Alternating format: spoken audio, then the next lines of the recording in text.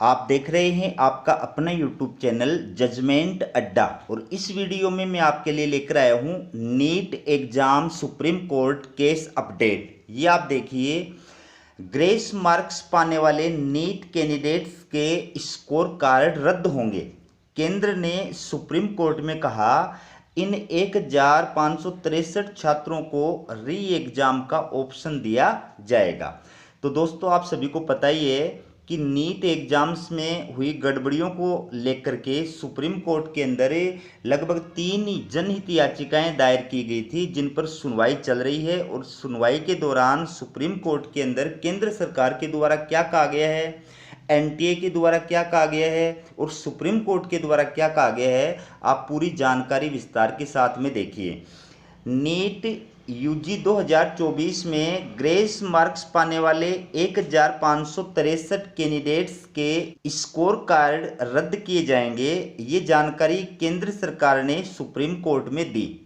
उन्होंने कहा जिनके स्कोर कार्ड रद्द होंगे उन्हें फिर से परीक्षा देने का ऑप्शन दिया जाएगा। 2024 रिजल्ट को चुनौती देने वाली 3 याचिकाओं पर सुनवाई हो रही है। ये याचिकाएं 4 जून को रिजल्ट आने के बाद दाखिल की गई थी।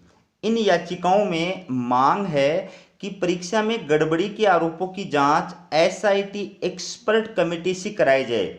साथ ही 4 जून के रिजल्ट के बेस पर हो रही काउंसलिंग को रोका जाए। 5 मई को हुई नीट परीक्षा रद्द की जाए और एग्जाम दोबारा कराई जाए। एनटीए ने 1563 स्टूडेंट्स को ग्रेस मार्क्स दिए हैं, जिस पर सवाल खड़े किए गए हैं। पिछली सुनवाई में सुप्रीम कोर्ट ने काउंसलिंग पर रोक लगाने से मना किया था। इससे पहले 11 जून को सुप्रीम कोर्ट ने स्टूडेंट शिवांगी मिश्रा और 9 अन्य छात्रों की जनहित याचिका पर सुनवाई की थी। इसे रिजल्ट की घोषणा से पहले 1 जून को दायर किया गया था। कैंडिडेट्स ने बिहार और राजस्थान के एग्जाम सेंटर्स पर गलत क्वेश्चन पेपर बांटने के चलते हुई गड़बड़ी की शिकायत की थी और परीक्षा रद्द कर एसआईटी जांच की मांग की थी, जिस पर वीडियो बना करके मैंने भी आपको जानकारी प्रदान की थी। हालांकि सुप्रीम कोर्ट ने नीट काउंसलिंग पर रोक लगाने से इनकार कर दिया था और एनटीए को नोटिस जारी किया था। कोर्ट ने नीट यूजी 2024 में पेपर लीक, ग्रेस मार्किंग सहित अन्य गड़बड़ियों पर सवाल उठाए थे। जस्टिस विक्रमनाथ और जस्टिस ए अमानुल्लाह की पीठ ने कहा था कि परीक्षा की पवित्रता प्रभावित हुई है, हमें जवाब चाहिए। नोटिस में बेंच ने केंद्र और परीक्षा कराने वाली एजेंसी एनटीए से 4 हफ्ते में जवाब मांगा है। इस मामले में अगली सुनवाई 8 जुलाई को होगी। वहीं एनटीए ने कहा है कि परीक्षा सही है। देखिए, सुप्रीम कोर्ट ने एनटीए से जवाब मांगा है। सुप्रीम कोर्ट ने क्या कहा है, क्या परीक्षा में किसी तरह की गड़बड़ी हुई है, ये उन्होंने एनटीए से पूछा है। और इस पर एनटीए का यानी नेशनल टेस्टिंग एजेंसी का जो है क्या जवाब सुप्रीम कोर्ट में दिया गया वो देखिए। नीट यूजी 2024 पेपर लीक होने के आरोप गलत हैं। परीक्षा स्टैंडर्ड के अनुसार ही आयोजित हुई है। राजस्थान के एक सेंटर पर हिंदी की जगह अंग्रेजी का पेपर पहुंच गया था, लेकिन कोई पेपर लीक नहीं हुआ है। ये जवाब नेशनल टेस्टिंग एजेंसी के द्वारा सुप्रीम कोर्ट में दाखिल किया गया है। दिल्ली हाई कोर्ट ने एनटीए को नोटिस जारी किया। वहीं 12 जून को दिल्ली हाई कोर्ट ने नीट यूजी एग्जाम में ग्रेस मार्क्स देने और कथित पेपर लीक की 4 नई याचिकाओं पर सुनवाई हुई। जस्टिस नीना बंसल कृष्णा की बेंच ने एनटीए को नोटिस जारी किया। कोर्ट ने अगली सुनवाई की तारीख 5 जुलाई रखी है। इसमें सुनवाई रोस्टर करेगी। तो एक तरफ दिल्ली हाई कोर्ट में इस मामले की सुनवाई चल रही है, वहीं सुप्रीम कोर्ट के अंदर भी इस मामले की सुनवाई चल रही है। दिल्ली हाई कोर्ट में नीट एग्जाम देने वाले 4 कैंडिडेट्स आदर्श राज गुप्ता, केया आज़ाद, मोहम्मद फिरोज और अनवेद्य वी ने याचिका दायर की है। इसमें एनटीए पर आरोप लगाया है कि रिजल्ट में मनमाने तरीके से ग्रेस मार्क्स दिए गए हैं। इसमें देखिए, कटघरे में नीट यानी स्टूडेंट्स को यानी नीट एग्जाम को लेकर के स्टूडेंट्स जो है क्या सवाल उठा रहे हैं। पहला सवाल उनका क्या है कि 67 कैंडिडेट्स को AIR फर्स्ट कैसे मिली। इसका जवाब देखिए, NTA ने कहा कि जिन 67 स्टूडेंट्स को 720 मार्क्स मिले हैं उन सभी को टॉपर नहीं माना जाएगा। 67 में से 44 स्टूडेंट्स को आंसर की में बदलाव होने की वजह से बोनस मार्क्स मिले हैं। इस वजह से इन स्टूडेंट्स ने परफेक्ट स्कोर किया है। ठीक है। दूसरा सवाल क्या है कि 44 स्टूडेंट्स को ग्रेस मार्क्स किस आधार पर दिए गए हैं।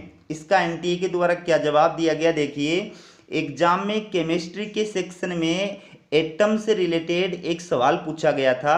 आंसर की में ऑप्शन 1 सही था।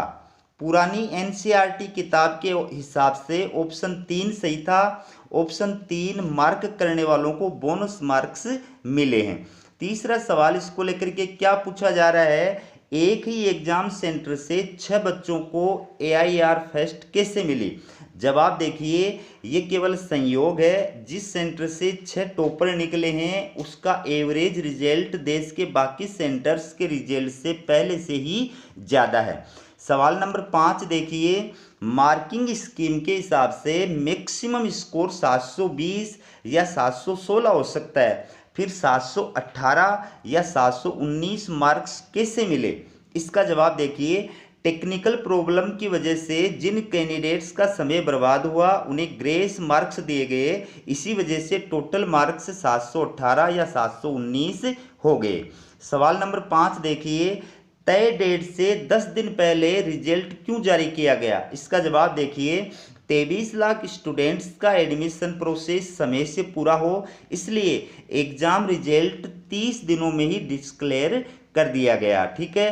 संसद का दावा, इसमें देखिए 720 में से 720 अंक पाने वाले सभी 67 छात्र फरीदाबाद क्षेत्र से।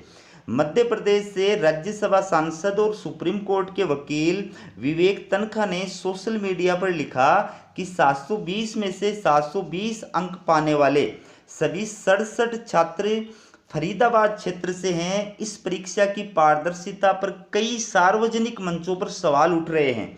NTA इस मामले में पूरी तरह बेनकाब हो गया है। इसने 24 लाख बच्चों का भविष्य दांव पर लगा दिया है। 20,000 स्टूडेंट्स ने की है शिकायत। देश भर में नीट UG 2024 को लेकर अलग अलग राज्यों में लगभग 20,000 स्टूडेंट्स ने याचिकाएं दायर की थी, जिसमें परीक्षा में गड़बड़ी की शिकायत की गई है। ठीक है। ग्रेस मार्क्स के खिलाफ दायर की गई याचिका में कहा कि NTA ने अब तक ये नहीं बताया कि उन्होंने स्टूडेंट्स को ग्रेस मार्क्स देने के लिए क्या तरीका अपनाया। वहीं एग्जाम के पहले NTA की तरफ से जारी इन्फॉर्मेशन बुलेटिन में भी ग्रेस मार्क्स देने के प्रावधान का जिक्र नहीं था। ऐसे में कुछ स्टूडेंट्स को ग्रेस मार्क्स देना सही नहीं है।